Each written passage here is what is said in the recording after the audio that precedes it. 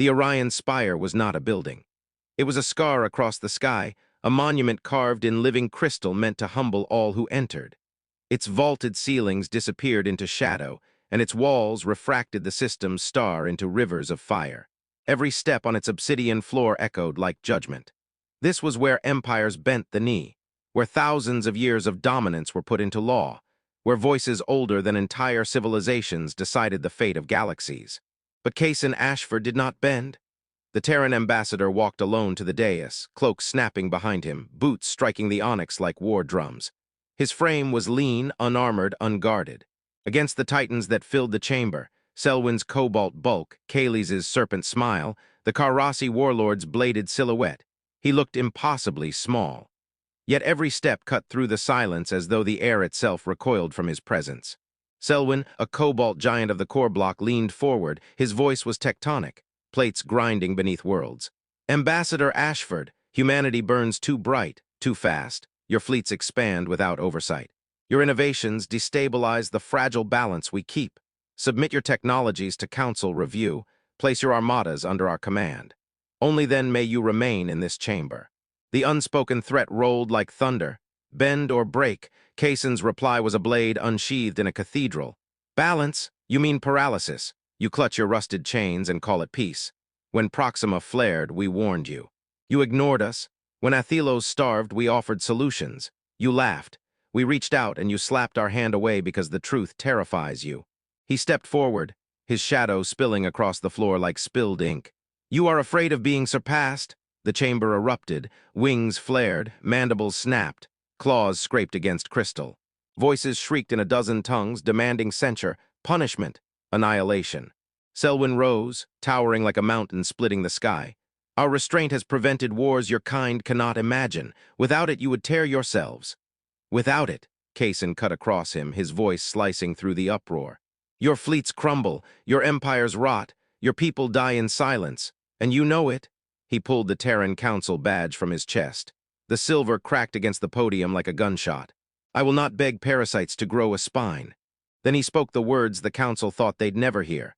Humanity is withdrawing from the Council. We are activating Protocol Omega as of now. Gasps, shouts, security drones leveled weapons, sensors screaming. But Kasen had already turned, cloak snapping, every step a declaration. Above, Terran fleets shifted formation. Engines flared white-hot. One by one, ships slipped into the void. No farewell, no explanation. Humanity was gone. At first, the Council mocked, markets dipped, then stabilized, trade routes rerouted. A small wheel, they said, in a vast machine. Humanity would crawl back once their arrogance starved them. The spire's chamber echoed with smug laughter, confident decrees, and Kaylee's sly whisper. Pride burns hotter than any sun, and just as fast. By the third month, the machine groaned. Pirate raids surged where Terran patrols had once swept clean. Entire sectors went dark, their beacons silent as tombstones. Defense grids, once humming with Terran processors, stuttered and died. By the sixth month, hunger spread. Worlds that had traded for Terran purifiers found their fields barren, their skies choked with smoke. Fleets missed patrols as ancient engines seized, captains reporting failure after failure as centuries-old ships broke down without Terran parts. By year one, laughter rotted into silence. The Orion spire's chamber was no longer a hall of order but a battlefield of voices. Selwyn's fist shattered the dais, splinters of onyx scattering like sparks. Without Terran engines and medicine, half the sectors will starve. Stability bleeds at every seam. Action must be taken. The Karrasi warlord's claws gouged grooves into the crystal floor. Then we march, strip Saul bare. Their forges are ours by right of need. The Halvan elder, fragile as parchment, rasped from her chair. War will sever the arteries we all feed from. Victory or not, the corpse will choke us. Kaylee's, draped in rings and shadows, laughed. War is messy, debt is clean. Offer loans, strangle their colonies. Their pride will break long before their fleets do. Selwyn's mandibles snapped. You don't understand them. They thrive in fire. Every hardship is fuel. Even now they adapt, faster than our models predict. The chamber descended into shrieking chaos. No one admitted the truth. Humanity had not vanished. Humanity was forging something greater. Earth was no longer the cradle of a species begging for recognition. Above it hung the Armstrong ring. 12,000 kilometers of living steel that arched across the void like a halo. Its shipyards burned night and day, birthing cruisers in weeks, dreadnoughts in months. Black-hulled leviathans whose armor shimmered like liquid, healing from wounds as if they were alive. Mars was no longer a desert but a furnace of progress. Lattice cities burning beneath skies lit by fusion. The belt had become a citadel of iron, every rock a forge, every hollow world a fortress humming with artillery. And beyond Sol, humanity spread like wildfire. Proxima's forges bent matter that defied physics, crafting alloys no council scientist could comprehend. Tau Ceti's floating farms ended famine in a single season, exporting food that tasted of sunlight. Barnard's star became a citadel of void and AI, a fortress mind loyal only to Terrans. And they were not alone. The Scarari, wanderers denied council citizenship, folded space for Terran fleets with senses keener than quantum instruments. The Illith, crystalline minds shunned as aberrations, became humanity's living data cores, memory stretching back to empires long dead. The Karun, insected builders mocked as primitives, grew living ships, hulks of alloy flesh that pulsed like beating hearts. Together they forged marvels the Council had declared impossible, skip drives that ignored Council hyperlanes, AIs unshackled, bound not by code but loyalty, warships that vanished and reappeared like ghosts. Humanity was no longer a voice at the table. Humanity was now the table, and they would answer to no one. The Council had debated for weeks. Pride demanded defiance, but survival demanded submission. In the end, desperation won. A delegation was dispatched to Sol. When their flagship limped into the system, it looked like a relic. White plating dulled, engines coughing like dying lungs. Docked beside the titans of the Armstrong Ring, it was a child's toy among giants. Selwyn disembarked with his entourage, pride shackled beneath desperation. His steps echoed hollow on steel designed to make him feel small.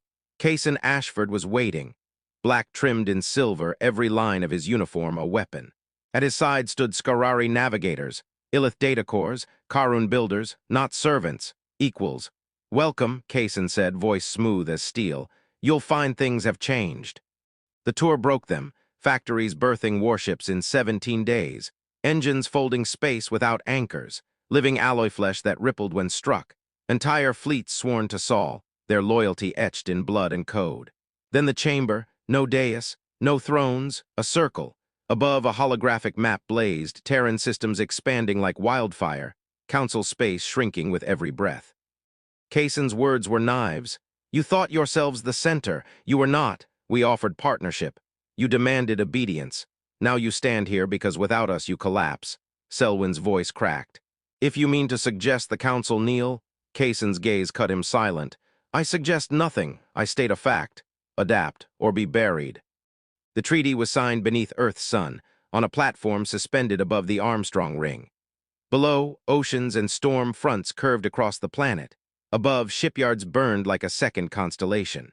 The Council had demanded neutral ground, but Kasen Ashford insisted Earth, or nowhere. They relented. They had no choice. Selwyn stood rigid, his cobalt frame diminished beneath Terran banners snapping in stratospheric winds. Kaylee's, draped in silk and shadow, wore his serpent smile, though his eyes kept drifting to the Terran fleets waiting above like wolves straining at the leash. Kasen entered last, no cloak, no procession, black trimmed in silver, and behind him not guards but equals, a Scarari navigator, an Illith archivist, a Karun builder, outcasts once, now allies. The ceremony was theater, cameras drank in smiles and words of unity. The Halvan elder rasped his prayer. Selwyn forced his jaw through the motions, Kaylee's wrapped lies in silk. Kasen simply signed, pen scratching like a blade across glass. But beneath the music and banners, truth uncoiled. "Your fleets will respect the patrol zones," Selwyn pressed. "Our fleets go where they are needed," Kasen said, "if that is inside your borders." "Perhaps your borders are wrong," Kaylee's smile thinned. "Surely you don't mean Terran sovereignty extends everywhere?" Kasen met his gaze. "I don't suggest, I observe." When the anthem ended, the galaxy cheered peace. Yet the elder wept with dread. Selwyn refused Kasen's eyes, and Kaylee's hands were too still. Kasen leaned in, voice low. Today was not the Council reclaiming humanity. Today was humanity permitting the Council to exist.